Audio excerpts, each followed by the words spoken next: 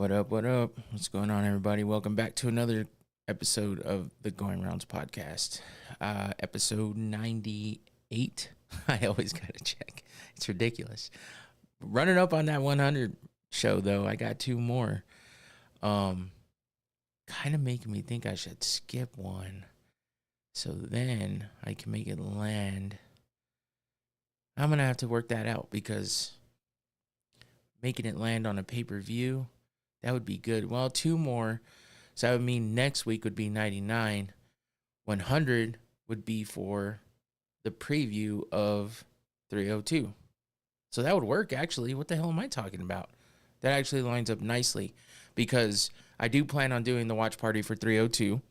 And if episode 100 could be a good one. Previewing 302. So yeah, maybe I can make that work. That'll be good. I have next week's going to be a light week on the podcast because there's no UFC next weekend. So it'll be a review of everything we're previewing. It'll be a recap of the preview or a recap of the fights that we're previewing. There we go. Listen, my head's all fucked up today. Today was challenging. Mentally challenging, I would say. Not physically challenging, except for maybe wanting to get out the car and beat the shit out of some people. I was road raging today. Not in the way that, obviously, because I'm driving around in a company vehicle. Not in that way, but it in the comfort of the cab of my truck, I was road raging. I was like, it was bad. It was bad. There's a lot of bad drivers out there today, and I don't understand it whatsoever. And there was just bad vibes all day today. I was like, man, I hope I can shake all this shit before I get on the podcast, because man, my mental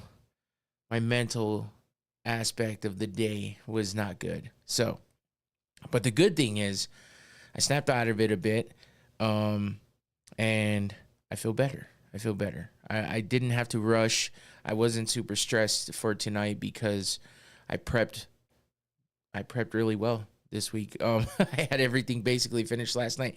Today was just finishing up, finishing touches and testing, making sure that everything was good. So that's that was a plus. That made things a lot better, and I actually really enjoy it when I'm able to do things that far ahead of time and be just ready to go and not have any stress. So it's good. I don't know about you guys, but yeah, today was crazy with everything. Everyone was in a bad mood around me. Everyone had problems. Everyone needed something. And, I basically have to make sure that my guys are doing the things that they need to do at work. And then I have to solve the problems they can't solve or help them solve the problems that they are trying to solve. So troubleshooting, stuff like that. So it was a challenging day for that today. And then, I have to rely on other people too. And it was just a bad day for needing something from me or me needing something from someone else because everyone was stupid busy. But basically, I drove around town like all damn day. I was all over the place. That's why traffic was crazy. And I'm sure everyone knows what the fuck I'm talking about. Traffic's been nuts lately. So I don't live in California or anything like that, so it's not that crazy. I just mean like stupid drivers, dumb people doing dumb shit. But I guess it happens. So luckily it's all over with, and I'm here getting to have fun talking about the things I like to talk about. So I have to be grateful for that, and I am. And yeah, that's about it for today for what's going on with me. Hopefully everyone else is having a better day than I am. And if not, they've gotten over it by now. That'd be good. But if you're here and listening, I appreciate you. Don't forget to like and subscribe if you haven't done that already. Like I said, next week is an off week for the UFC. Haven't really looked into what might be going down for next week as far as other combat sports stuff. But this week, it's a little packed. We have a somewhat mediocre card for the UFC. It's the last fight night before the next pay-per-view because, again, next week the UFC's off. We have a Bellator event happening this weekend in Paris. So that's kind of different. And Bellator taken over by PFL, but they're still running the Bellator name for now. So there's that. And then there's a big boxing match, Tyson Fury versus Alexander Usyk. So that should be good. Much anticipated. It got booked during the lead up to Ngannou versus Fury. And yeah, then it got pushed back because it was actually supposed to happen in like February or something. And it's here now, happening Saturday night. So we'll have to hit that up and look over that and preview it a little bit. And that's it for this weekend. But I mean, that's three decent events, I should say. Struggling. I need a drink. That's what I need. Why do I always wait? Just take a drink. You feel better. That is if you drink. If you don't drink, I'm sorry. I'm not. That's just me. I gotta have a drink. I don't have a drink every single day, but I've been drinking every night I'm podcasting. And we've been doing tasting new drinks. So like, not necessarily beer, but like seltzers and different kind of drinks that come pre-made. It's rough. It gets rough. So, but I'm trying all kinds of new shit, and it gets me to open up my palate a little bit with drinks because I'm always wanting an old fashioned. But if I can't have an old fashioned, I get it twisted. As you can see, that's my backup right now. But if I don't have it twisted and it's not available, then maybe there's something else out there I can drink. I don't really drink beer anymore. It maybe I sound like a little bitch or something, but it fucks with my stomach, and maybe that's consequence of getting older. But the beer just doesn't do it for me anymore, and that's all I used to drink. I would take shots here and there, but beer, Dos Equis, Corona, Land Shark, shit, way back in the day, drinking Mickey's. Maybe that's what fucked me up. I was drinking all those ghetto ass drinks for a long time. So now I don't really drink beer. Unless I absolutely have to, and I can't drink more than one. It just doesn't work. It doesn't happen anymore. So maybe I fucked myself up playing beer pong too. Chugging all those beers, that does something to your stomach and fucks you up. There's a lot of people around me that I know that don't really drink beer that much anymore either. So maybe beer pong is what fucked us up. So be careful out there with that beer pong. We played way too many games. So yeah, Technically Unsound Podcast is where we try new drinks all the time. Now I know that name doesn't really go with it, but we do talk about a lot of technical stuff, podcasting equipment, computers, everything, microphones, cameras, just technical stuff in general. It's technically unsound because guess what? We're not legitimate professionals, nor do we claim to be, but we know some shit. That's why I can put this podcast together. Tommy has helped me. I have a technical background with a lot of stuff because of my job. So that's why I'm able to do all this. So if you're interested in any of that, want to hear me talk about any of that, Tuesdays and Sundays we go live on YouTube. So check it out, Technically Unsound Podcast. And last week we had Infinity on. He's been a guest on Technically Unsound as well. I've had Tommy on before. Cremo, Christo, my brother-in-law Chris. That's who that is. He has a bunch of different names. He's been on this podcast before, and I'm sure they're going to join me for this upcoming watch party. So check that out. Be ready for that, and tune in on Tuesdays and Sundays for Technically Unsound. It's fun. We do a lot of different shit. We don't have a niche per se, but we just go over all kinds of stuff, pop culture stuff, anything in the news, current events, and technical shit. And then we every episode we're trying new drinks, so you get to see our reactions to that and watch us get a little buzzed, a little twisted throughout the show as we drink these drinks. And we're in some kind of weird competition right now, trying to figure out who can find the highest percentage alcohol that fits in cans like this or a little bigger, because that's what everybody's beatboxes and buzz balls have been the highest for the most part. But we've tried almost every flavor, and then I find out there's more flavors, so we just keep trying them. Fuck it, it's fun. It's a good time to hang out with people and talk, and it's my release for the day a lot of times, so I'm happy to do it. But this week coming up, I believe Tommy is gonna be out of town. I think it's this week or next week. I'm not sure. I don't know. Well, I'll figure it out. But when that happens, be on the lookout on this channel the Going Rounds Podcast YouTube channel, where you're watching me right now.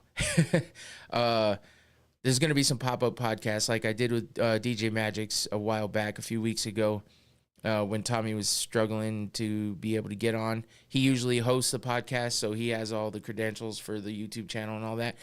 So me and Magix went live and just bullshitted and talked a little bit. So we're going to probably try to do that while Tommy's out. And maybe we'll get Infinity to jump in too, because he'll be laid up on the couch because he had surgery for his torn Achilles. So he's got some time on his hands. So yeah, and then maybe we'll get Christo in too. If you're out there, Christo, you hear me? Yeah, whoever wants to join in as far as our usuals, we'll make it happen, and we'll do a pop-up podcast, a couple of them, to add to the collection of pop-ups so far, which is one. So anyway, enough rambling. Let's get to the combat sports news. That's what we're here to talk about. Thanks for joining in. If you're here, keep watching. Hope you enjoy it. Let's go. We'll start off with a recap of Lomachenko versus Kambosos. This was the big boxing match for this past weekend. Vasily Lomachenko versus George Kambosos on Saturday, happened in Perth.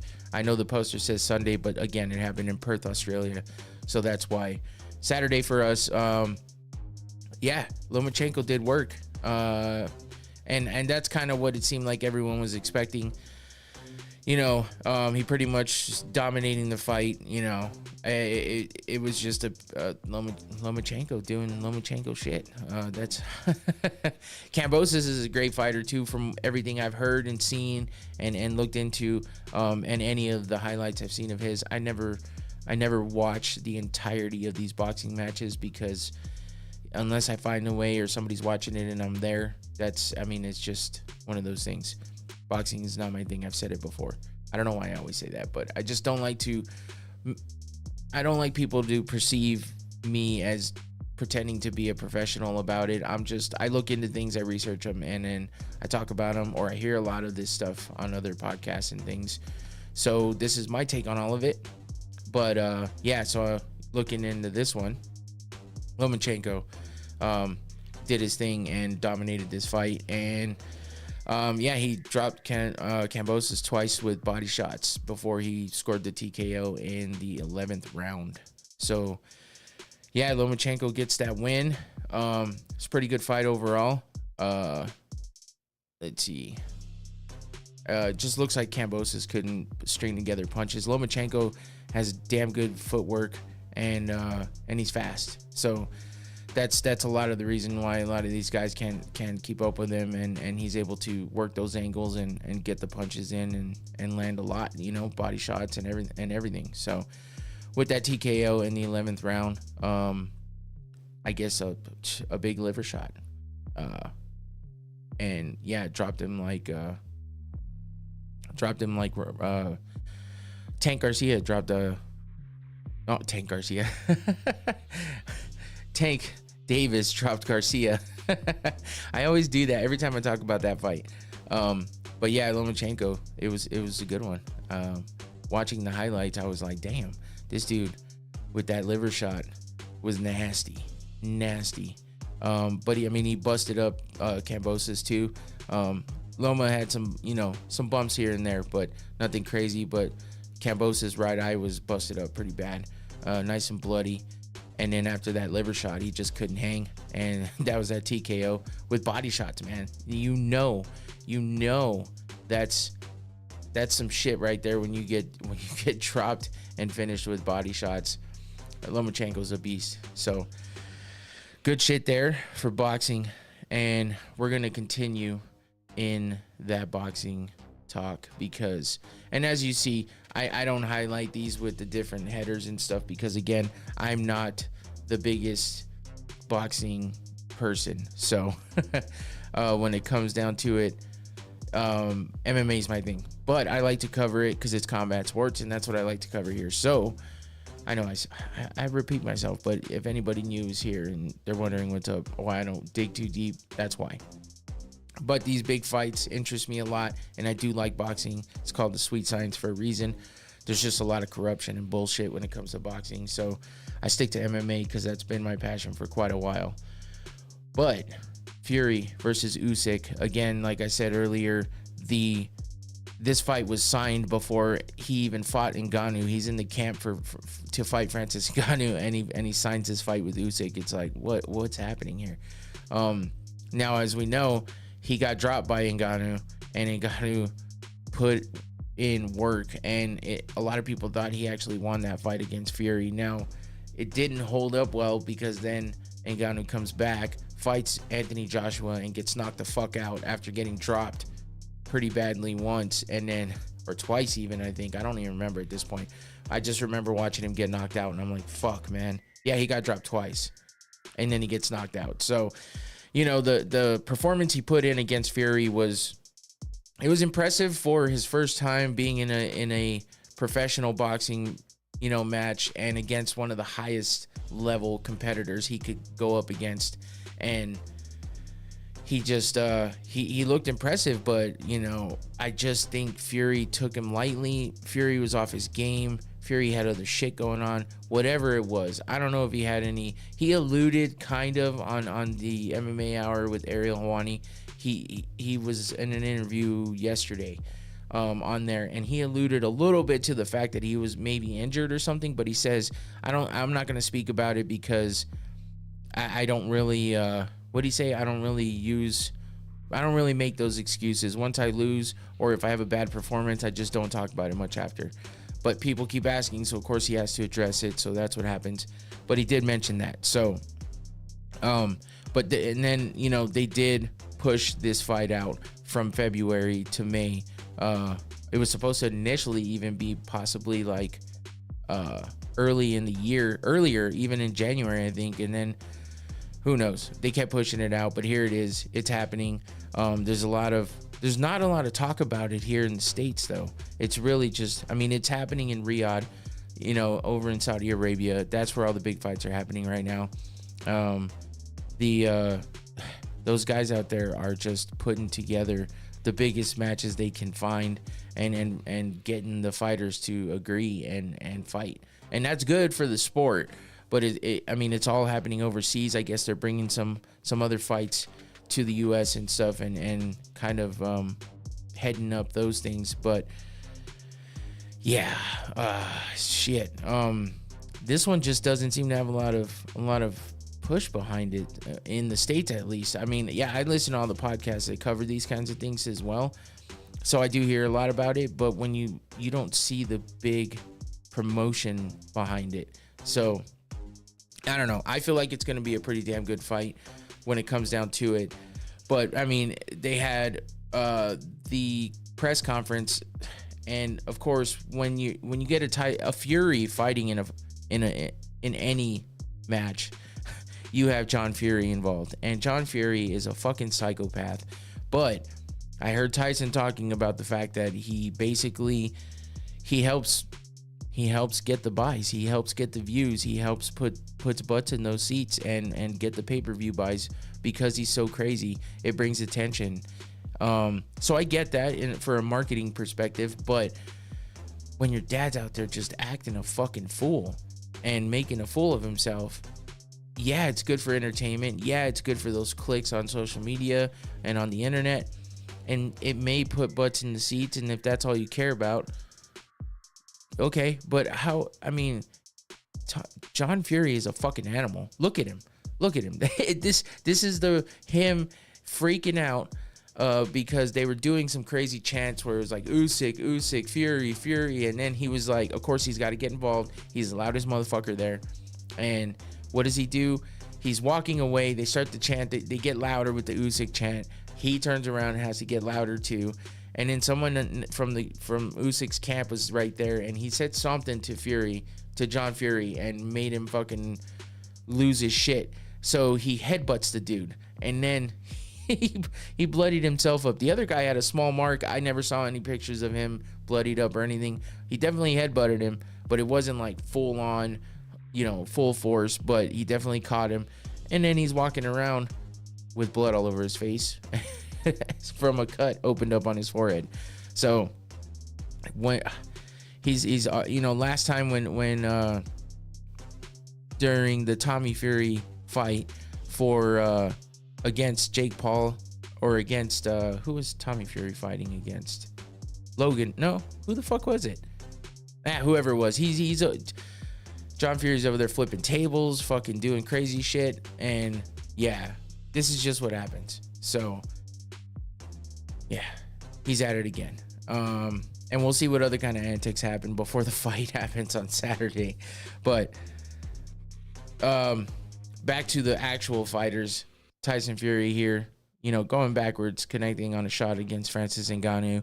Now, both these guys are undefeated. 34-0 for Tyson Fury, 21-0 for Usyk. And I mean, the only difference is the amount of fights, 34-21, and the amount of KOs, which Fury has 24 and Usyk has 14. And then Fury also has a draw under his belt. So they got similar KO percentages. Fury's 6'9", Usyk 6'3", so of course Fury's got the reach on him, 85-78. Orthodox versus Southpaw, Usyk being the Southpaw. So yeah, this is a highly anticipated fight. Everyone's been waiting for it, and they're both undefeated. So in the words of Conor McGregor, someone's always got to go. So we'll see how this turns out. But if Fury shows up looking like the Fury during this Deontay Wilder fight, we're going to get a hell of a fight. If he shows up looking like he did, even though that was a good picture for him that I just showed against Ngannou, if he shows up looking like he did against Ngannou, this is not going to be good for him.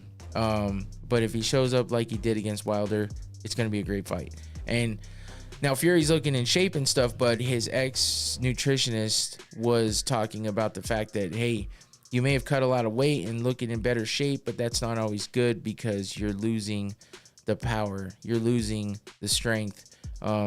There is things that you lose by losing that weight, but if he's more healthy, it's going to help his cardio, I think, and it might help him move better too. And I think he has enough power where if he drops a little bit of it, he's going to be all right. Maybe the nutritionist that he had before was a little bit salty. So who knows? But Fury's looking like he's ready, and that extra time off did him good, I think. But is he in the right state of mind? Because I believe he's like legit bipolar. So he always has his down times, and he's not in a good headspace a lot of times. But it sounds like he is this time. Every time he faces off with or even sees Usyk, he's trying to hug him and play around and joke around, and Usyk's always straight-faced, not having it. So I don't know if he's trying to do that to feel him out or get in his head or what, but that's kind of what's happening. But with Usyk, he's undefeated as well. That's why this fight was anticipated so highly, because everyone's wanting to see what's going to happen with these two, being the high-level boxers that they are, getting back to the roots, getting back to the fundamentals, and just watching two big dudes fucking duke it out. I feel like it's going to be a good one. And I'm going to be out of town this weekend, just on a trip that we planned a while back. So I'm going to be trying to watch this, but I'm not sure if I'm going to get to, because I'm actually going to a comedy show on Saturday night. So I don't know that I'll be able to watch it, but I'll be looking for those highlights after the fight and see what happened. Same with the UFC. So it's going to be tough, but I'll be following along like I always do. But Usyk is, Usyk is a beast too. Look at that uppercut, nasty. I'm glad he doesn't have that haircut anymore because it looked fucking stupid. But, he is a serious type dude. He's all about winning, and he's focused always. So he's going to be protecting that undefeated record against one of the, most decorated heavyweights in boxing right now. And I forgot about this graphic, and I just thought about it right now. Let's see, it's looking like, so like I said earlier, 34-0, 34-0-1, 24 KOs, WBC World Heavyweight Champ, former Ring Magazine and Lanil Heavyweight Champ, former Unified Heavyweight Champion, holds wins over Derek Chisora, 3 times he's beat him, Vladimir Klitschko, which was a hell of a fight, Deontay Wilder, he's beaten twice, if you remember, he got up like the Undertaker, that after getting knocked down, even though it was kind of controversial, people thought that he got more than the 10 count. He got a slow 10, but he still got up and knocked down Deontay Wilder and won the round after that. So it was crazy. And then went over Dillian White as well. So those are some of the biggest names in boxing. Still hasn't got that fight against Anthony Joshua, but who knows? That might be coming up. If he gets past Usyk here, only big things to come, like there has been before. And on top of that, he beat Ngannou like he did. So wasn't that impressive, but he still won. So yeah, Usyk's got his work cut out for him, and we'll see where we go with that and how that turns out. So be on the lookout for that if you're into boxing, or if you're just interested in this fight, because, you know, if you're in the MMA world, you've heard a lot about Tyson Fury because of that Ngannou fight. So moving on to the MMA portion, that was a lot of boxing. Bellator Championship Series happening in Paris this Saturday as well. Right? Is it Saturday? No, it's tomorrow. Tomorrow night, because today's the 16th. So tomorrow night, it's happening in Paris. Cedric Doumbé, who was actually on PFL before, and his last fight, he had that weird ending to the fight where he lost by TKO due to a splinter being stuck in his foot. So he's just trying to he tells his opponent's like, okay, who cares? And then he's trying to tell the ref, and the ref's like, what the fuck's happening? Fight, let's go, fight. And Doubé's like, hey, hold on, something's stuck in my foot. And so the ref just calls the fight and says, fuck it, it's over, that's it. And he goes, what? And they're like looking at his foot. You know, this is in the third round too, so somehow or another, something got in the cage, or I'm not sure what happened, but some way he has a splinter in his foot. It's bugging him, it's throwing him off, and he wanted to check it. Well, you can't really call timeout on your own. The ref has to do that. And if you ask him to do that, you might lose the fight. And that's what happened. So that's the way his last fight ended in the PFL. Now he's fighting on the Bellator side. I'm not sure for how long, or if this is a one and done, or what's happening here. It's kind of weird. He was on the MMA Hour as well. Didn't really get into it much. It's just kind of vague. So, but this is happening in Paris, so that might be why, you know, they're trying to attract the attention back, because he is, you know, from Paris and all that. So maybe that's why. But we also have Patchy Mix versus Nurmagomedov. Magomed Nurmagomedov, I'm sorry, for the Bantamweight Championship. That is the main event happening. Cedric Doumbé is fighting Jaleel Willis, which is a substitute fighter because the other fighter fell out, whoever was fighting Doumbé before. Not sure who that was. But on the undercard, the second fight of the night, Aspen Ladd versus Katerina Shakalova in the featherweight division. Aspen Ladd being a former MMA, former UFC fighter. 11-5 to Katerina Shakalova, 8-1. Let's see who else is down here. Stephen Hill versus Mike Shipman in the middleweight division. Stephen Hill undefeated, 7-0. Mike Shipman 15-4. And let's see, I don't really recognize a whole lot more of these guys down at the bottom. Shit, even when until you get to the co-main, which is Cedric Doumbé. Looks like there's only 10 total fights, so it's going to be a short night there. But it is the championship series, so maybe that's why. But that's happening tomorrow night. Check it out if you're into Bellator or want to check out what's happening with the Bellator PFL organization at the moment. Let's move on to the recap of last week's UFC event. Derek Lewis versus Rodrigo Nascimento. This was actually a pretty damn good card for the most part. There was a lot of decisions, but the fights were good. I watched almost all the way through. I missed some here and there because I was kind of doing other things, but I was watching, and not bad. Not a bad fight. Not a bad fight card, I should say. Down at the bottom, Veronica Hardy, Dan Hardy's wife, had another fight in the flyweight division versus JJ Aldridge, which it seems like they give anybody that's on the come up a fight against JJ Aldridge to see if it's time to get them a little further up there in competition. And Veronica Hardy answered the call on that one with a unanimous decision win over JJ Aldridge in the flyweight division.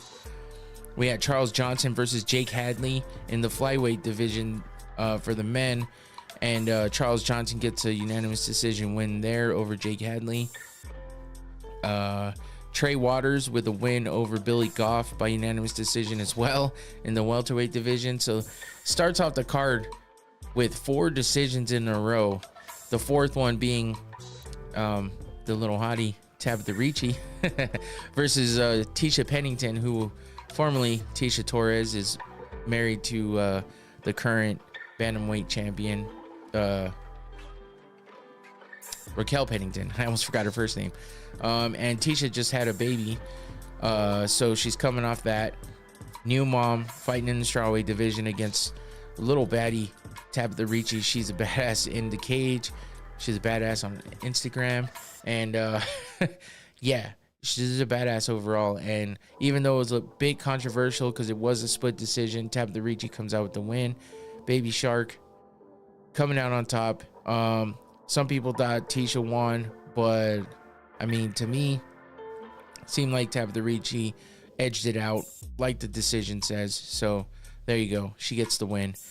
Esteban Ribovic with this nasty KO, head kick knockout of Terrence McKinney, 37 seconds into the first round. He Terrence McKinney'd Terrence McKinney because Terrence McKinney does this to people, like first round KOs, and it's either him or them.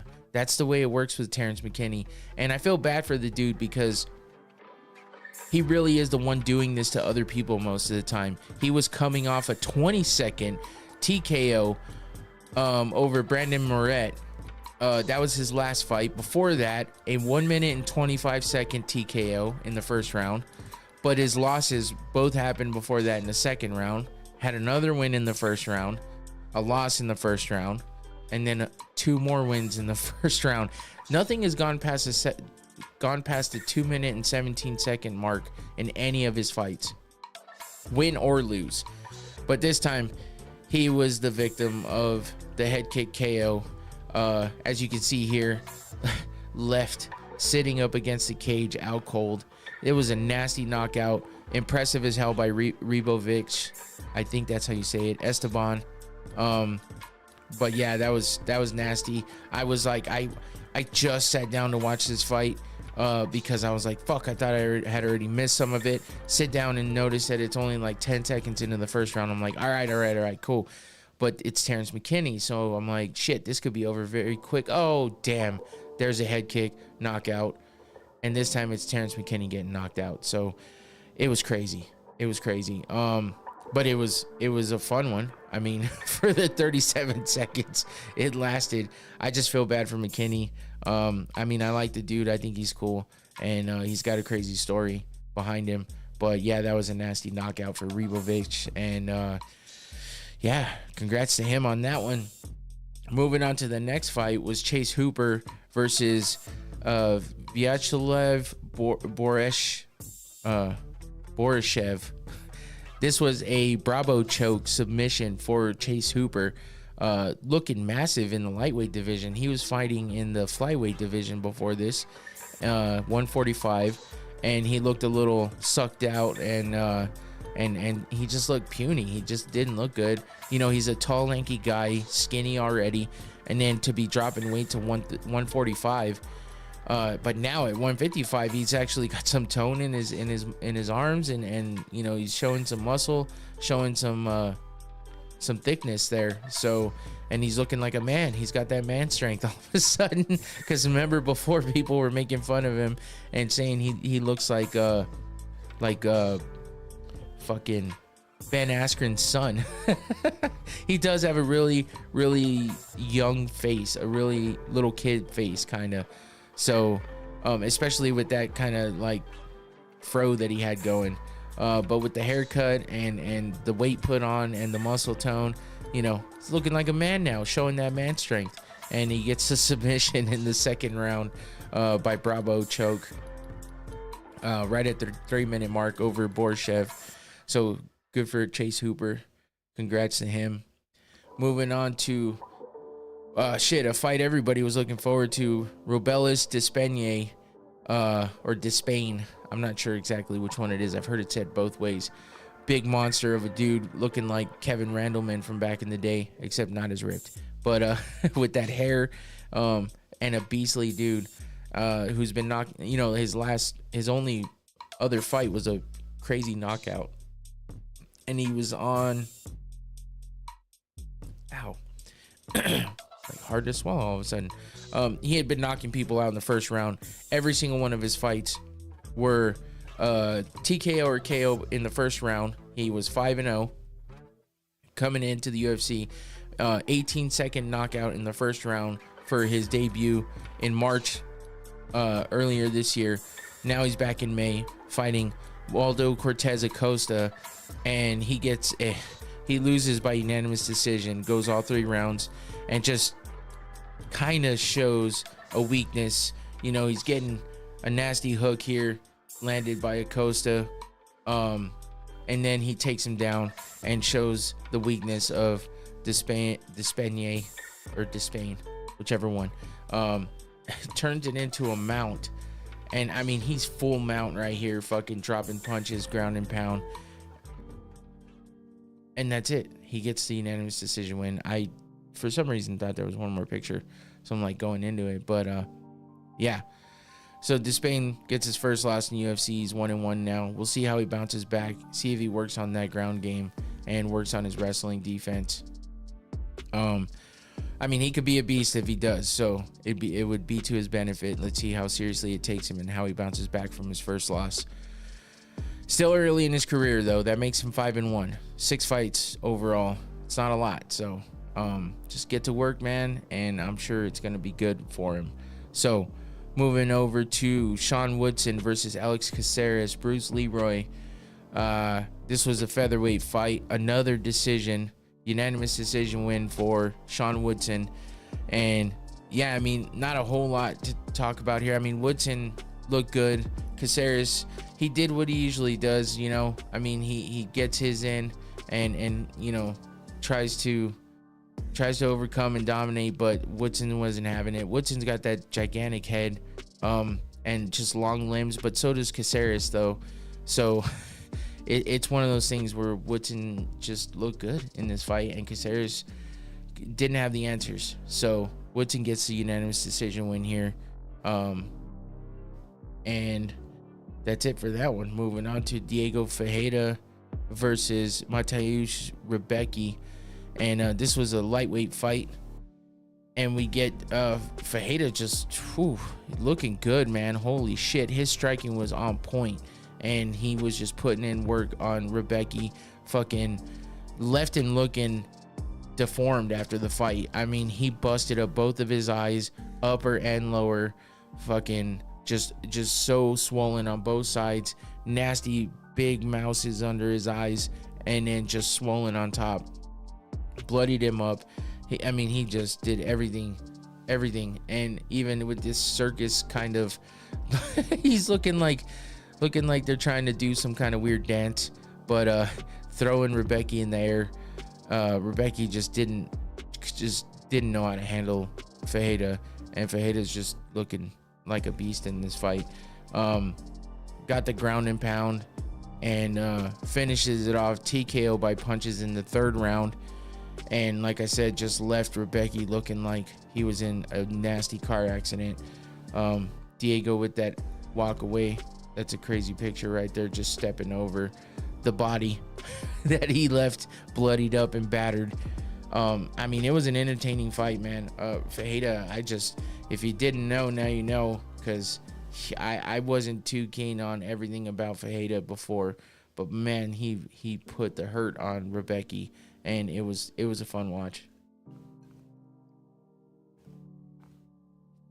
But yeah, then we go from that beat down, you know, 3 rounds of just straight beating, and we get into 12 seconds 12 seconds into the first round, Carlos Oberg with a big KO punch on to Alonzo Menefield and fucking knocks him out 12 seconds. Oberg doesn't just look like a fucking model, he hits like a goddamn truck. And Menefield just did, I don't know what the fuck he was thinking, going at Carlos Oberg full force, head on, and just took the damage, got knocked out. Nothing more to it. Sorry that rogue pouch was getting to me.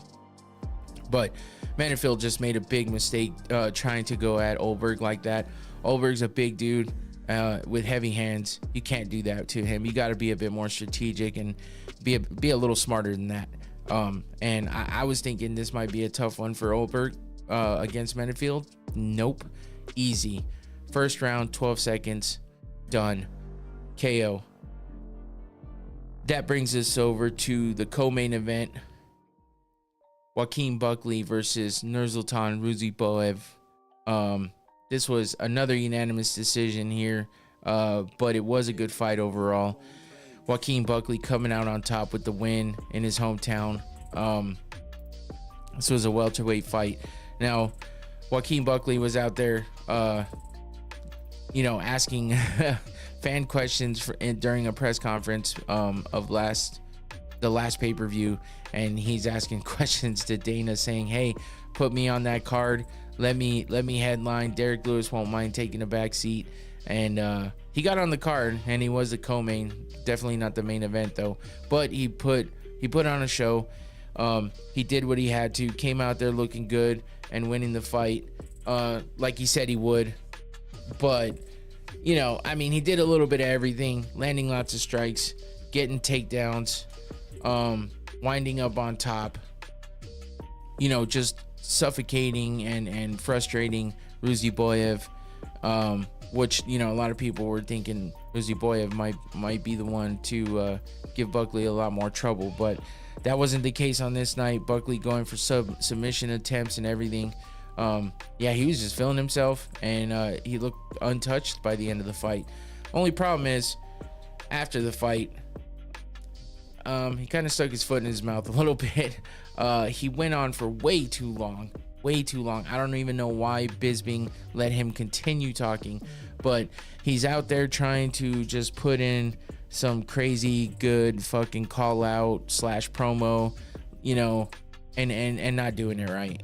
I hate to down on the guy because I like him. I think he's cool, but he really is doing too much all the time. Every time I see him, he's out there running around crazy, get involved in everything possible. I've seen him at multiple events where they show fans and the crowds of people around, any type of event, weigh-ins, press conferences, anything like that. If he's there for the fight, he's making his way in somehow. And, a lot of times that's good to be seen and good to be heard, but you got to pick your battles. You got to do it in a smart way. He's just getting on people's nerves at this point. Case in point, Michael Bisping, Daniel Cormier, and Chael Sonnen all commented on the fact that was a really bad post-fight interview and a bad call-out. He calls out Conor McGregor. Now, Conor McGregor has a fight already. It took fucking how long for this fight to come together and finally get announced, have a date, and be set in stone. Now, I know Conor was coming off the injury and all that good shit, and there was, hype around the fight. It's taken forever. Chandler has held out and decided, hey, I want that red panty night. I want the money fight. I'm not fighting until I get it. And it's paid off so far for him because he's got the date. We got one pay-per-view at the beginning of June and the second at the end of June for International Fight Week, and that's when they are fighting. So Conor has a fight coming up. Now, why the fuck would Buckley call him out? Doesn't make sense. It's just for clout. He's just clout chasing. And because Conor's the biggest name, he thinks he's going to get attention. And that's what DC and Bisping and Chael were calling out. Like, that was just a bad call out. Buckley went at him on X, on Twitter. And he's like, y'all's mamas raised some hoes. That's what he said. So first of all, you shouldn't be adding anybody's mom into anything, whether it's when it's insulting, even though you're not insulting their mom, which I'm sure their moms will be insulted saying that, you know, if you're telling them that they raised a hoe. But fuck, it was just not a good thing to say to three legends of the game. I mean, Chael Sonnen, best on the mic in his day, so you can't say that he doesn't know what he's talking about. Fucking Michael Bisping, doing everything he did in the career that he had, winning the title for the first time ever while he basically only has one eye. I mean, all the shit that he did. And then you've got DC, Daniel Cormier, Hall of Famer. Chael's on his way to the Hall of Fame for one of his fights. Bisping, I'm sure, will be there sooner or later. But DC, already a Hall of Famer. Fucking commentator. He's won the belt multiple times. You know, he's a double champ, a 2-division champion. And you want to sit here and talk shit. So DC is just like, fuck this. Goes on there and says, shut up, pussy. That was his response. Shut up, pussy. Maybe listen for once. Oh man, it's entertaining. But yeah, he's like, it was a bad call out. What do you want us to say? You got three of the best people in the sport, you know, from the past and in the present, talking about the sport, and you want to come at us like that? Like, yeah, keep my mom's name out your mouth, basically, is what he said. So that wasn't verbatim, but obviously it's the gist of what happened. So yeah, going back and forth on X, that it's entertaining. And I think DC's tired of people talking shit to him, thinking that it's okay. DC was one of the baddest men on the planet in his day. And while I didn't enjoy him the most when he was fighting Jones and had all that, I felt like a lot of it was cringe. But I was rooting for him most of the time. And I did hate seeing him, you know, lose to Jones like he did. But he's still, I mean, you can't deny what he did for the sport and in the sport and all of his accolades and accomplishments. And for Buckley to go at him like that, it's like, dude, Buckley, you aren't even that good right now. Like, you're good, but you haven't accomplished even a quarter of what they have. So you need to chill. But yeah, this, as you can see here, I mean, even Bisping's face, it looks a little uncomfortable, like a forced smile. And it just continued on for too long, like I'm continuing on for too long about this. So let me stop being Buckley here and move on. But that was the point of all that, was he just took it too far. Bad call out, beefing online with three of the greats. So clean it up, Buckley, man, and just keep your head straight and keep winning those big fights, and, you know, make better call outs. Fuck. Let's move on to the main event. Nursultan, oh, I'm sorry, I'm reading the last one. Rodrigo Nascimento versus Derek Lewis. And yeah, this didn't start off good for Derek Lewis, because usually within a round and a half, if you're not seeing Derek Lewis dominating, it's not going to be good. That's what we've seen in the past. He hasn't really made it past the first round or the first round and a half or so. And been, you know, it's been tough for him if he gets out of that realm and doesn't knock somebody out, basically. So I'm thinking, fuck, this is gonna suck.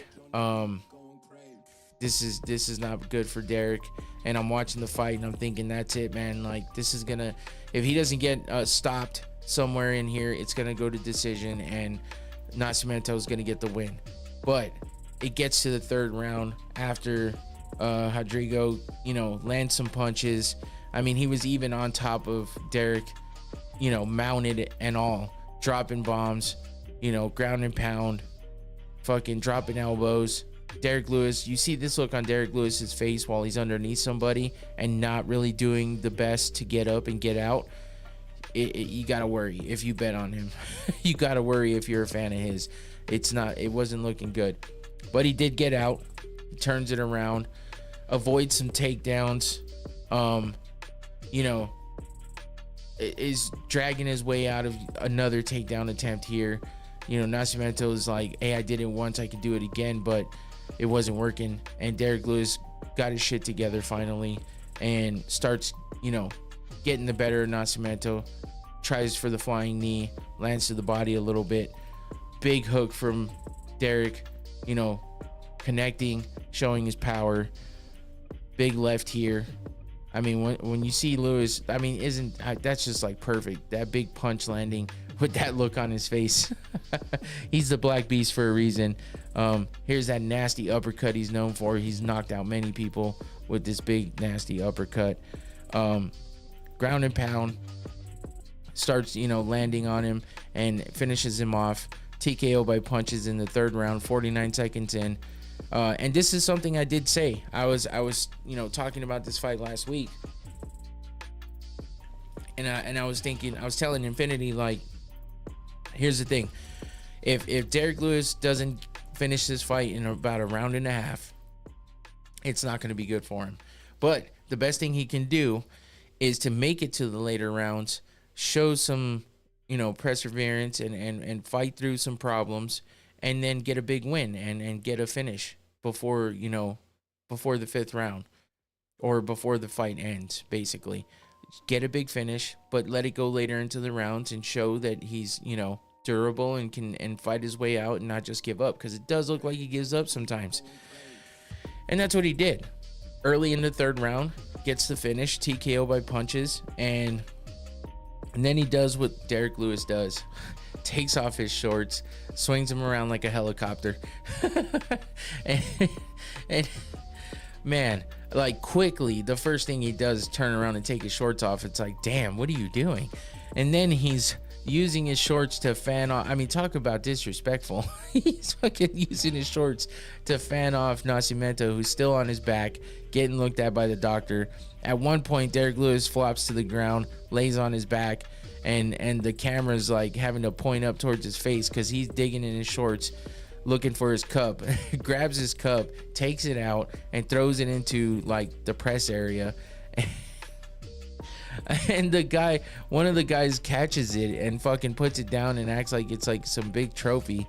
Winds up getting Derek Lewis to sign it after the fight. And then in the press conference, asked Dana White to sign it. Dana actually did too. So that's pretty funny. And the commentators are like, you, sir, might have to wash your hands. Because he's just handling that cup like it was a hat that got thrown out to him. I mean, it only would have gotten worse had he sniffed it. But I don't know what the fucking that guy was thinking. I would have at least been like, oof, let me just like put that down over here. No, he's like holding it and shit. Like, hey, look what I got, guys. This is cool. Put it down in front of me like a trophy. What the fuck? It was weird. There was some other weird shit that happened in the post-fight press conference too, like some chick talking about covering the bull that Dana White owns, and how Cowboy was supposed to ride it, but Cowboy's got hurt. But apparently she was covering it and told Cowboy if he wins, she wants like a BMF fucking brand. And it just went off the rails, man. That post-fight press conference was weird. Anyway, she's beefing online with fucking Ariel Helwani because Helwani is like, what has happened to MMA media now? Like, what is all this weird shit? So anyway, Derek Lewis with the good TKO gets a win later in the rounds, third round, and does the entertaining Derek Lewis shit that he always does. So good for him. Let's see what he comes up with next. He said he needs a little bit of a break. We'll see how long that goes for. But that wraps it up for UFC on ESPN 56. Let's get into UFC Vegas 92 coming up this weekend, Saturday night. Edson Barboza versus Lerone Murphy in a featherweight bout. Lerone Murphy being undefeated, 13-0, and Edson Barboza being that grizzled vet, 24-11. Nasty kicks with Barboza, man. That's what Lerone Murphy's got to look out for here. But you got the older guy versus the younger guy. Typical shit. This is one of those cards where it's like, hey, we kind of ran out of people. So let's just get some of these in between mid guys to fill up this card. So that's kind of what this card's about. Let's see, there's 12 total fights, which is pretty average, but nothing big and crazy happening on this card. But it is a card. I mean, it's better than next week where there's nothing. So there's no card next week. So at least we get some fights. But Edson Barboza is always fun to watch. He's older. I wouldn't say he's really fallen off. I mean, he's over here main eventing a card, so not too bad for him. Still at it. But yeah, the rest of this card is not the best. Thought I heard something.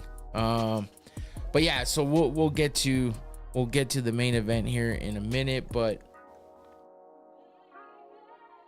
let's look at, I just realized it's a song. It sounded like I heard voices above the music, but it's actually the music making that. Okay. Anyway, I'm tripping a little bit.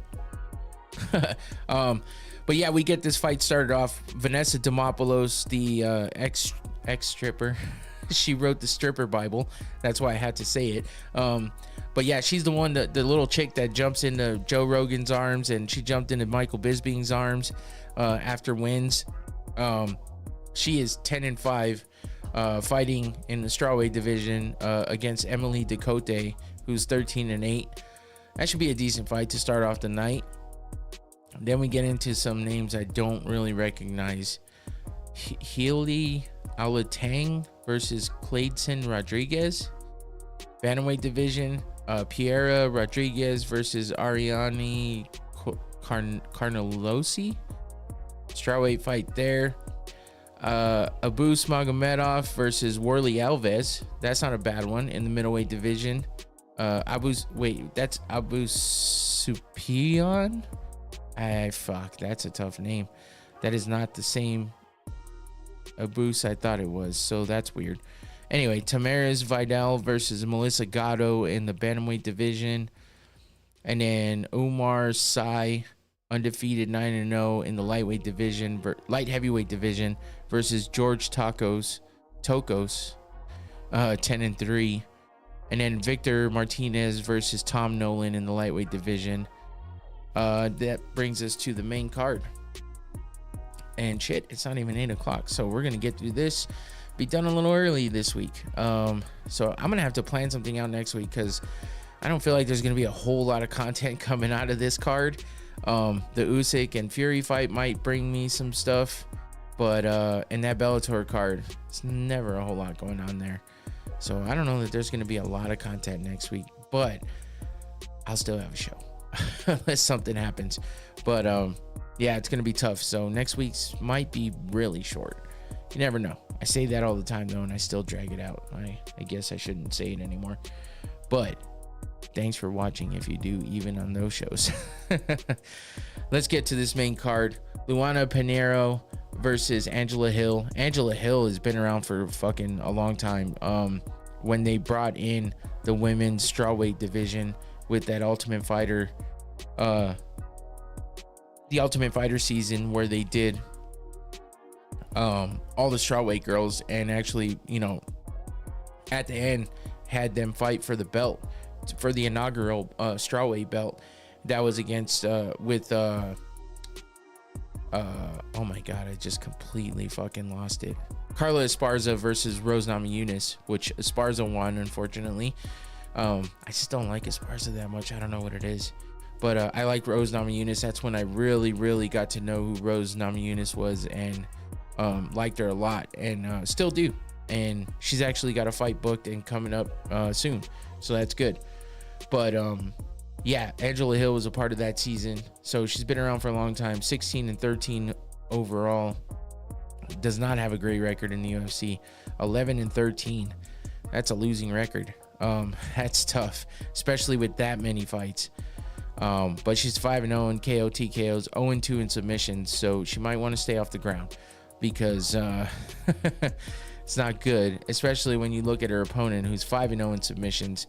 So there's a bet you might want to look at. Even though Pinheiro's coming off a loss and Angela Hill's coming off a win, a pretty decent win as well. But if she can drag her to the ground and get that position on her, she could probably submit her. But also, if it gets to decision, it's not looking good for Angela Hill either. She may have 11 wins there, but she also has 11 losses when the fights go to decision. And she has a lot of fights go to decision. 22 out of the 29 fights that she has overall have gone to decision. It's crazy. So maybe that's another prop bet you could have. for the fight to go the distance. But that's probably not going to be a plus money bet. So maybe something to put in a prop. In a parlay. But Pinheiro is 31 years old, 11-2 overall, 3-1 in the UFC, 2-1 in KO TKOs. So that's where Angela Hill has the advantage. She does have more KO TKO wins than Pinheiro, but Pinheiro still has a winning record there. So overall, regardless of how many fights there is, it looks like Pinheiro has a little bit of a better record. But I do believe, is she the favorite or not? I don't know. I'll check at the end because I did do picks this week. So, but yeah, she is coming off a loss. Let's see who that loss was to. 4 fights in the UFC. So, oh, come on, stupid computer. She's coming off a loss. Oh, Amanda Ribas. That's a tough fight. But she does have a win over Michelle Watterson and Sam Hughes and Randa Marcos. All of her fights have been against notable names. So nothing, that's a good thing for her when it comes down to it, because she's just fighting another one of those names, Angela Hill, who's been around for a long time and has made a name for herself. So, but Angela Hill is coming off a win that she looked pretty good in over Denise Gomes. That was in November of last year. Before that, she lost to Mackenzie Dern, and then she had 2 wins in a row before that over Emily Ducote, who's fighting on this card as well, and Lupi Godinez. So all kinds of decisions though, man. Everything for Angela Hill goes to decision. It's fucking crazy. But a lot of the women's fights do go to decision. So let's see what kind of work Luana Pinheiro can do against Angela Hill, because her loss was a TKO loss. It was a TKO loss for her. Before that, her wins were by decision.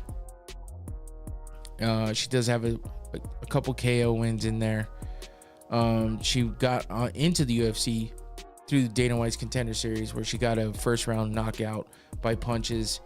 So she does have that going for her against Angela Hill, who, yeah, like I said, has a lot of fights, a lot of experience, but doesn't have the best record. So we'll see how this one goes.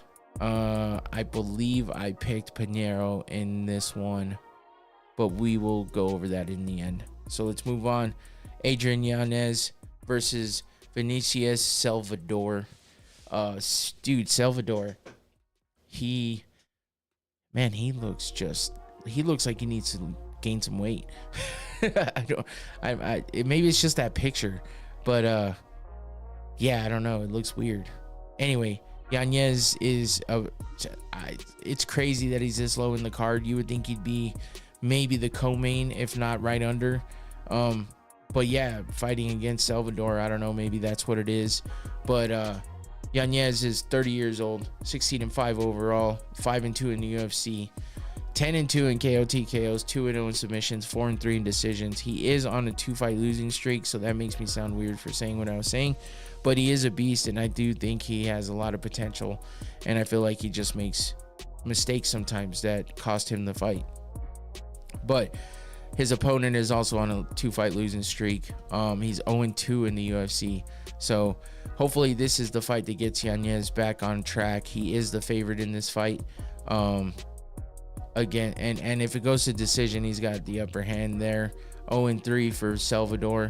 13-2 overall in KO TKOs. So yeah, they're pretty similar there in that portion of the record. Salvador is a little bit younger, 27 years old, 14-6 overall, but he is yet to have a win in the UFC. So will this be his first one against Yanez? That's a fucking tough. That's a tough opponent to try to get your first win in the UFC off of, because Yanez, he definitely has what it takes to be a great fighter in the UFC. He just has to put it all back together and get back in the win column. I feel like it's gonna just take one thing to click for him, and he's definitely gonna have a lot of power to move up in the rankings. And then Salvador, yeah, I don't really know what to say about him. He's 0-2 in the UFC, but before that, He was on a 4-fight win streak in a couple different organizations, but he came in Dana White's Contender Series back in August of 22, where he won by TKO in the second round. But he's still searching for that first UFC win, and if he doesn't get it here, I'm pretty sure that cut is coming. So he needs this win, but Yanez is not going to be easy. So moving on, Themba Gorimbo versus Ramiz Brahimaj, I believe. Gorimbo is 33 years old, 12-4 overall, 2-1 in the UFC, 2-1 in KO, TKO, 6-2 in subs, 4-1 in decisions. He's on a 2-fight win streak. He lost his debut fight in the UFC, but has gone on a 2-fight win streak since then. Brahimaj, 31 years old, 10-4 overall, 2-2 in the UFC, 0-1 in KO, TKOs, 10-0 in subs. That's pretty impressive. So he is a ground fighter. He's got that submission game, so Themba's gotta be careful with that. But 0-3 in decisions. Gorimbo's on a 2-fight win streak, but Brahimaj is coming off a win as well. Themba is let's see, his 2 fights that he won: Pete Rodriguez and Takashi Sato. That debut fight that he lost was to AJ Fletcher. His last 2 fights, the wins were TKO and a decision, but he did lose by submission. So his only loss in the UFC has been by submission, and he's fighting against Brahimaj, who is 10-0 in submissions. So there's a little something to go off of. I think Gorimbo is the favorite, which I'll confirm in a little bit. I do have the odds on the on my pick sheet, so we'll check that out. I did go with Gorimbo in this one, even though that submission threat is there. I do feel like he has the striking to stay up on his feet and hopefully drag this one out and get the win and keep from getting on the ground. Maybe he's got that good takedown defense and whatnot, but or maybe he can finish it like he did in his last one. It was 32 seconds into the first round, TKO by punches. So, but Brahimaj is going to be looking to use his striking to get Gorimbo to the ground and try to get that submission, because that's where he does the best. His last fight was a win over Michael Gilmore in February of 22. That was a rear naked choke win for him in the first round. He lost to Court McGee by decision, but before that, Sasha Platnikov, that was a rear naked choke as well. So he likes those rear naked chokes, arm triangles, guillotines, rear naked guillotine. I mean, all of it. There's one Kimura in there and one fucking arm triangle. I mean, they're all chokes except for that Kimura. So he's dangerous on the ground, and you need to cover your neck. So Gorimbo needs to watch out for that. But we'll see how that one turns out. Moving on to co-main event, Chaos Williams versus Carlston Harris. Chaos Williams, that's a tough ass name. Like tough as in badass.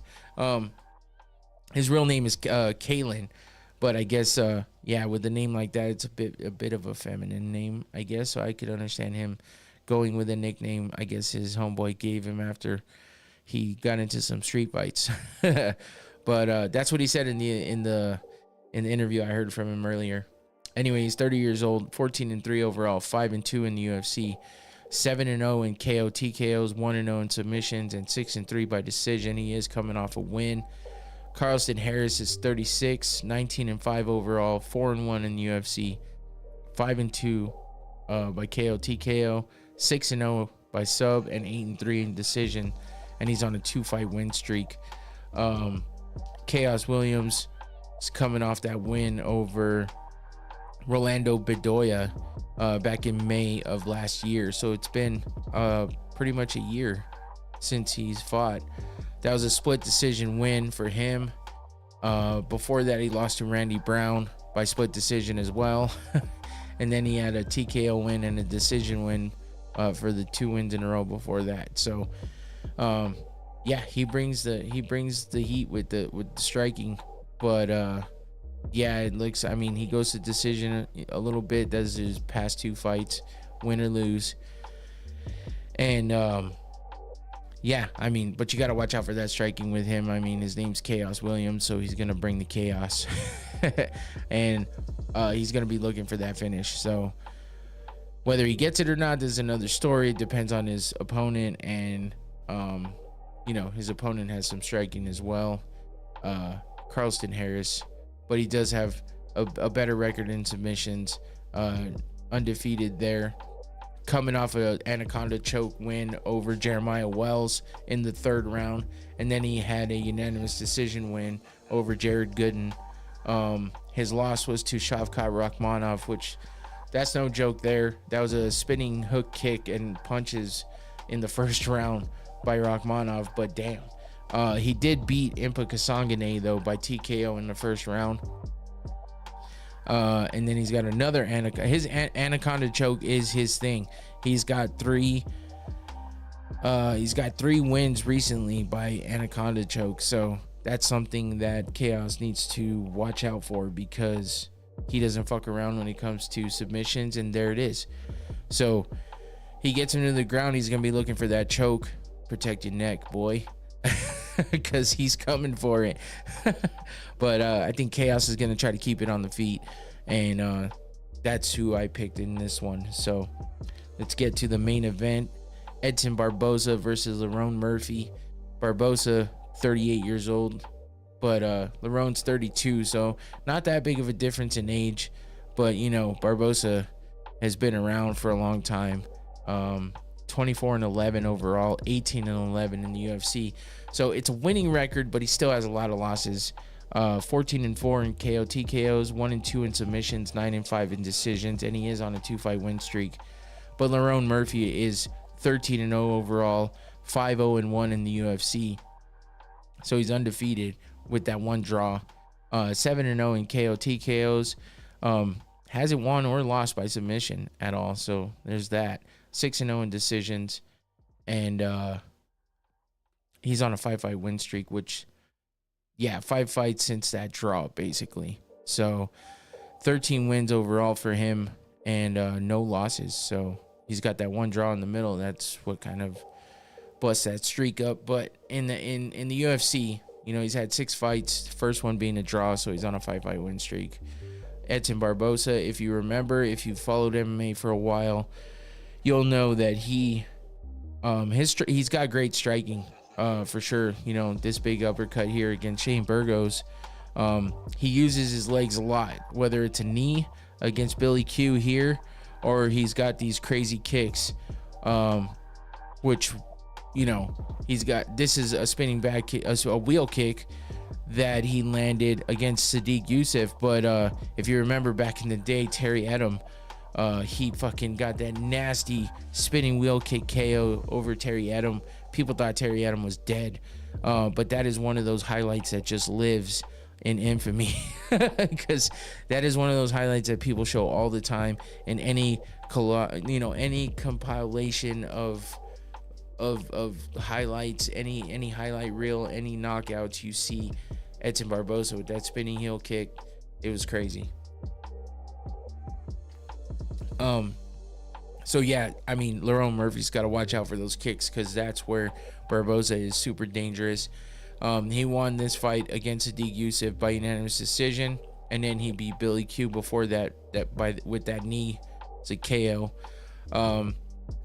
He did lose 2 in a row before that, Bryce Mitchell and Giga Chikadze. So it's been like 2 wins, 2 losses, 2 wins. So technically, if you look at that pattern, he's up to lose now. And the last time he went on a big losing streak over 2 fights was a 3-fight losing streak, but that was to Justin Gaethje, Paul Felder, and Dan Ige. He's fought a lot of big names, and he's beaten a lot of good fighters as well. But yeah, he's fought the who's who, so his strength of schedule is crazy compared to Lerone Murphy, who may be undefeated, and but he only has like a total of 13 fights. So Let's see. In the UFC, he's beaten Joshua Kulibao, Gabriel Santos, Makwan Amirkhani, Douglas Silva de Andrade, and Ricardo Ramos. So no really big names. Overall, there's 3 decisions and 2 KOs, and then a split decision or a split draw to Zubir Takirov. I don't know. That was his debut fight though. So yeah, a lot of TKOs and decisions really. KO, TKO, decision. That's how he wins. No submissions at all. So his striking is up to par for sure. He's got the kicks too, with this kind of half kick / knee here to whoever the fuck that is. I don't know. I can't read. I was trying to read the shorts. Big punch here. And then big head kick as well. And that was in that draw to Kagov. Anyway. Yeah, so I mean this could be a striking battle because it doesn't look like Murphy likes to go to the ground and submit at all. And he hasn't been submitted either. So he likes to keep it on the feet. And Barboza will oblige. He will fight you on the feet and keep it there. And he's going to be swinging those fucking legs at you. So this could be exciting. Both these guys can kick and both these guys can strike. So could be exciting one here to end the night. And that's your main event. And that's UFC Vegas 92. And speaking of the Apex, though, which I'll hit on this in a minute. Fuck it. I'll just say it now because this is happening in the Apex. Here's my picks, by the way, and I'll go over it in just a second. But Dana White finally came out and said that they're looking to get out of the Apex and stop with all the fights in the Apex because of how well St. Louis did. I guess they broke the record for a gate on a fight night with this St. Louis card, which is pretty dope considering it wasn't like the greatest card ever, but it was a good card and it turned out well. Finally Dana White's addressing the fact that they've been in the Apex for way too long and they're gonna look to get out of there and do far less events. They didn't say no events in the Apex, but they said a lot less events in the Apex this year. So we'll see how that goes, or hopefully they implement that quickly, like coming up with all these fight nights and stuff, that they get out of the Apex and only do one here or there. So that's exciting. That's good news. I've been calling for it for a while because the Apex card's just kind of shit. And who was it? Laura Sanko was on Anakin Florian podcast and she brought up a damn good point that I wanted to touch on, which was, these very few fighters get to be a champion and get that belt and live in that moment. So for all the rest of the fighters, there's 500, 600 fucking fighters on the roster. So few of them get to realize a UFC championship and get a title and be legit in that way, whether it be interim, whether it be undisputed, whether it be BMF title. Very few of them get to wrap that belt around their waist and feel and live in that moment, right? So for them to rob them of what they want to feel at the end of winning a fight, which is the crowd roaring, cheering, them getting to have people there cheering for them, whether it's a fan, a family member, a friend, or a co-worker, or a fucking, training partner, teammate, whatever it may be, for them not to be able to realize that happiness and feel that, because they're in the Apex and they have very few people, minimal. You're hearing people chewing and sneezing because there's so few people in the Apex. And this all sounds great. Not really my words. I'm paraphrasing here, but this is what Laura Sanko was saying, is that, for them to not be able to realize what in front of a crowd and get to feel that win and celebrate and feel like a rock star for a moment because they're in the Apex, it sucks. And there is a ton of fighters who have done nothing but fight in Apex cards, and it fucking sucks. It sucks for them. Yeah, Rogan talks it up. Maybe you want to call him a company shill or whatever, or a company man or a fucking kiss ass, whatever. I understand where he's coming from. He says it feels intimate, it feels nice. It feels like something you don't get to do all the time, which is not have the crazy roaring of the crowd, people screaming, kick his fucking head off or rip his head off or make him bleed or some stupid bullshit, poke his eyes out, people saying dumb shit like that. I understand why Rogan doesn't like all that shit, but I don't think the Apex is the way to go. Maybe a couple of events a year, but not as many as they've been doing. UFC Vegas 92, it's fucking named that because those are the amount of times they've been in fucking Vegas at the Apex since the pandemic. Yeah, I give them props for being in there for the pandemic and making shit happen and making the events continue to happen, creating their bubble and allowing for the UFC to be the only fucking sporting event to continue to go on through the pandemic and all the bullshit we went through. But why are we 4 years later continuing to do this? It doesn't make any fucking sense.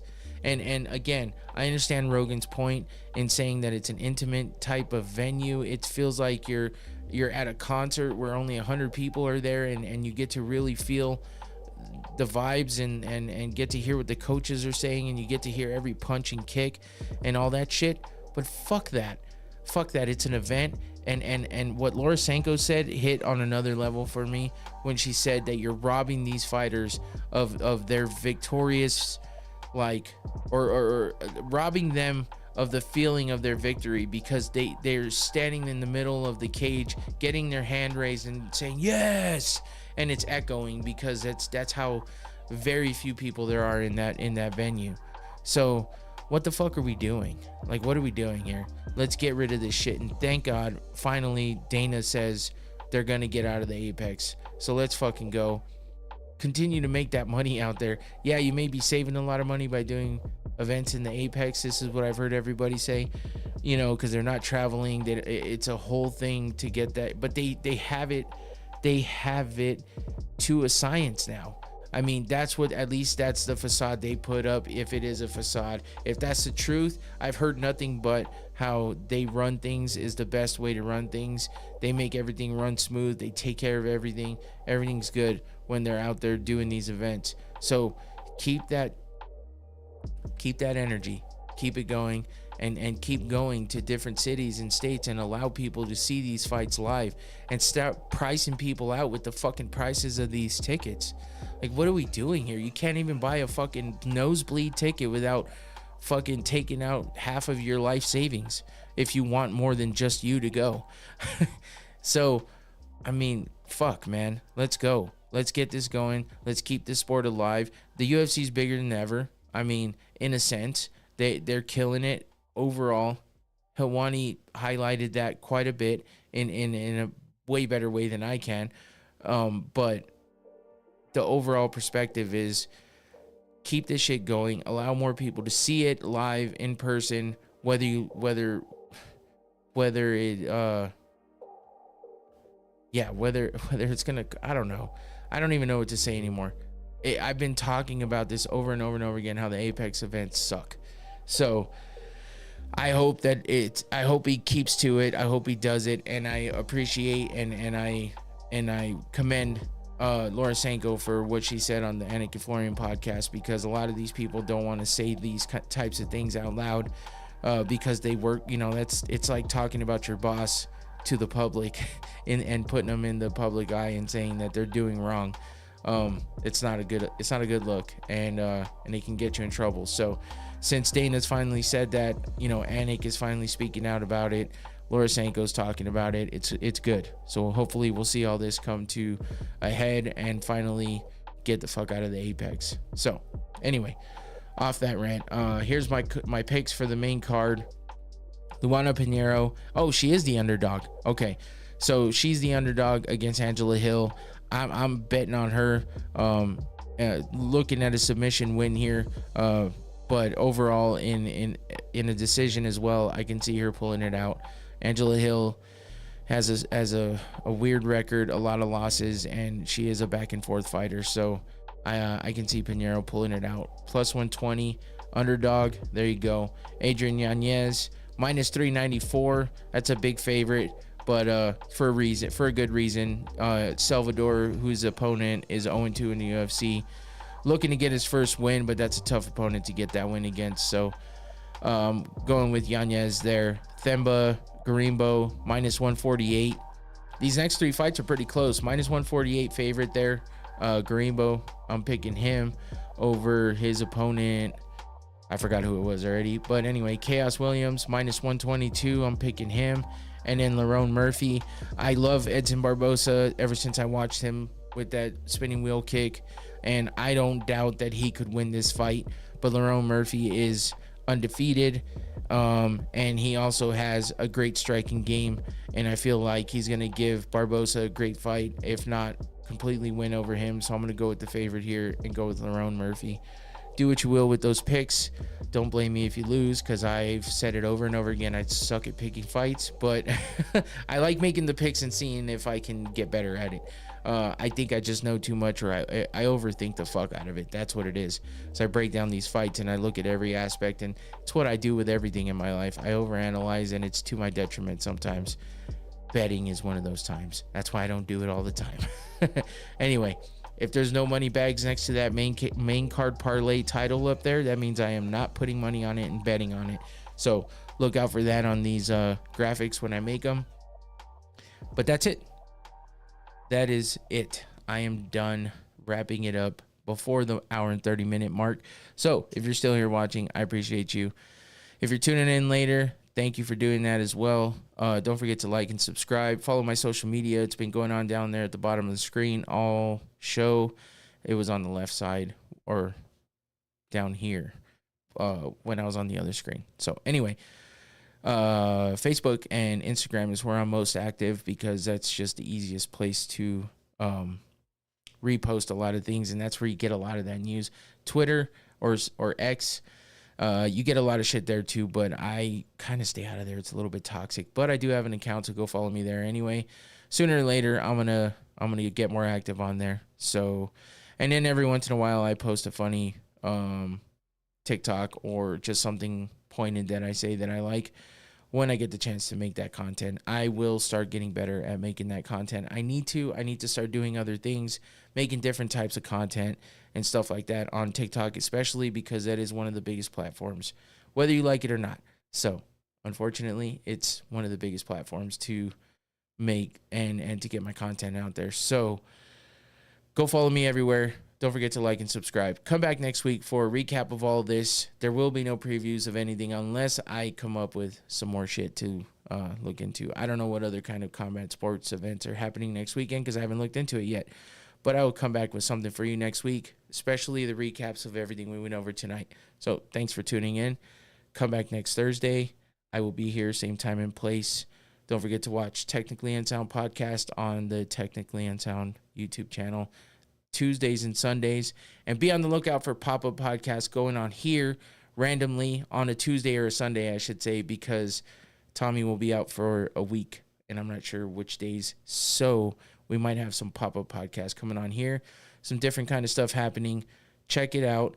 Hit that notification bell and you will know when I come up with those pop-up podcasts. So till next time, I'm out. Peace. Thanks again. Later.